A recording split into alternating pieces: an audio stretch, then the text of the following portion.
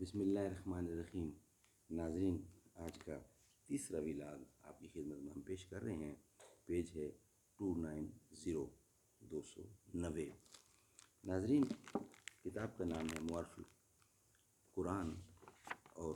جلد نمبر 1 سورۃ الفاتح سے لے کر سورۃ البقرہ، پارہ اول تا پارہ تیسرا، رکوع 8واں۔ رائٹر ہیں اس کتاب کے مفتی اعظم پاکستان حضرت مولانا مفتی محمد شفیع صاحب رحمۃ اللہ علیہ۔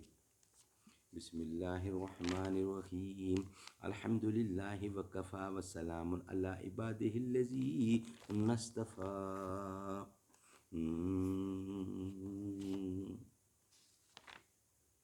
کتاب فطرت کے سرورق پر، کتاب فطرت کے سرورق پر، جو نام احمد رقم نہ تھا،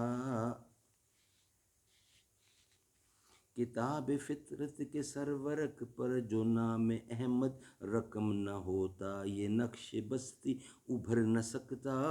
وجود لوح و قلم نہ ہوتا، تیرے غلاموں میں نمایاں جو تیرا عکس کرم نہ ہوتا، تیرے غلاموں میں نمایاں جو تیرا عکس کرم نہ ہوتا، تو بارگاہ ازل سے تیرا خطاب خیر الامم نہ ہوتا، کتاب فطرت کے سرورق پر جو نام احمد رقم نہ ہوتا، یہ نقش بستی ابھر نہ سکتا، وجود لوح و قلم نہ ہوتا۔ ناظرین، ویلاگ نمبر 3۔ حاصل استدلال کا یہ ہوا کہ جب یہ قانون مسلم ہے تو اب صرف یہ دیکھ لو کہ یہ بات کس پر صادق آتی ہے، سو ظاہر ہے کہ کسی حکم سابق کے منسوخ ہو جانے کے بعد اس پر عمل کرنے والا کسی بھی طور پر فرما بردار نہیں کہلا سکتا، لہٰذا یہود نصارہ فرما بردار نہ ہوئے، بلکہ حکم ثانی پر عمل کرنا فرما برداری سمجھی جائے گی، اور یہ شان مسلمانوں کی ہے کہ نبوت و شریعت محمدیہ کو قبول کر لیا، چنانچہ یہی جنت میں داخل ہونے والے شمار ہوں گے۔ اور مخلصین کی قید سے منافقین نکل گئے، کیونکہ وہ بھی شرن کفار ہی میں داخل اور مستحق جہنم ہے۔ اور ایک بار کچھ یہودی اور کچھ نصرانی جمع ہو کر مذہبی مباحثہ کرنے لگے تو یہود تو اپنے عقیدہ کے موافق نصارہ کے دین کو باطل بتاتے ہیں اور حضرت عیسیٰ علیہ السلام کی نبوت اور انجیل کی کتاب اللہ ہونے کا انکار کرتے تھے، مگر نصارہ بھی ضد و تعصب میں آ کر دین یہود کو بے اصلی و باطل کہنے لگے اور حضرت موسیٰ علیہ السلام کی رسالت اور تورات کے کتاب اللہ ہونے کا انکار کرنے لگے۔ اللہ تعالیٰ اس قصہ کو نقل فرما کر بطور تردید فرماتے ہیں کہ یہود کہنے لگے کہ نصارہ کا مذہب کسی بنیاد پر قائم نہیں، یعنی سرے سے غلط ہی ہے، اور اسی طرح نصارہ کہنے لگے کہ یہود کا مذہب کسی بنیاد پر قائم نہیں، یعنی سرے سے غلط ہے، حالانکہ یہ سب فریقین کے لوگ آسمانی کتابیں بھی پڑھاتے ہیں، یعنی یہود تورات کو اور عیسائی انجیل کو پڑھتے اور دیکھتے ہیں، اور دونوں کتابوں میں دونوں رسولوں اور دونوں کتابوں کی تصدیق موجود ہے، جو کہ دونوں مذہبوں کی اصل بنیاد ہے، گو منسوخ ہو جانے کی بنا پر قابل عمل نہ ہو، یہ اور بات ہے۔ ناظرین، اہل کتاب تو ایسے دعوے کرتے ہی تھے، ان کی دیکھا دیکھی مشرکین کو بھی جوش آیا، اور اسی طرح سے یہ لوگ بھی جو کہ محض بے علم ہیں، انہی اہل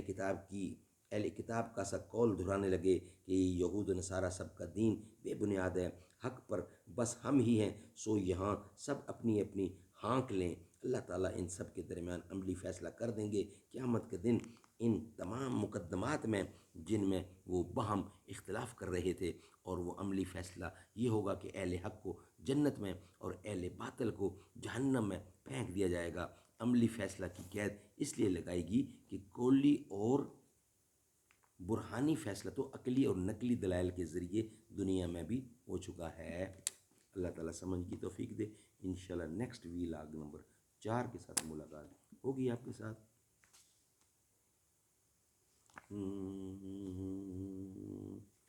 وہ جس کے لیے محفل کونین سجی ہے، فردوں سے بری جس کے وسیلے سے بنی ہے، وہ ہاشمی مکی و مدنی العربی ہے، وہ میرا نبی میرا نبی میرا نبی ہے، احمد ہے محمد ہے وہی ختم رسول ہے،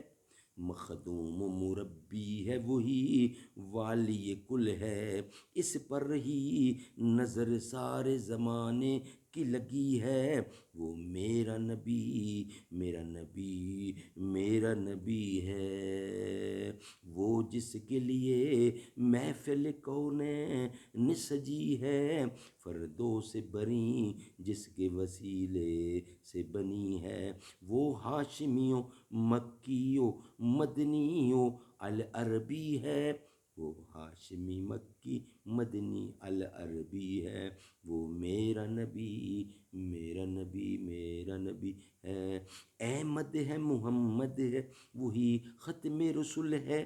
مخدوم و مربی ہے وہی والی کل ہے، اس پر ہی نظر سارے زمانے کی لگی ہے، وہ میرا نبی میرا نبی میرا نبی ہے۔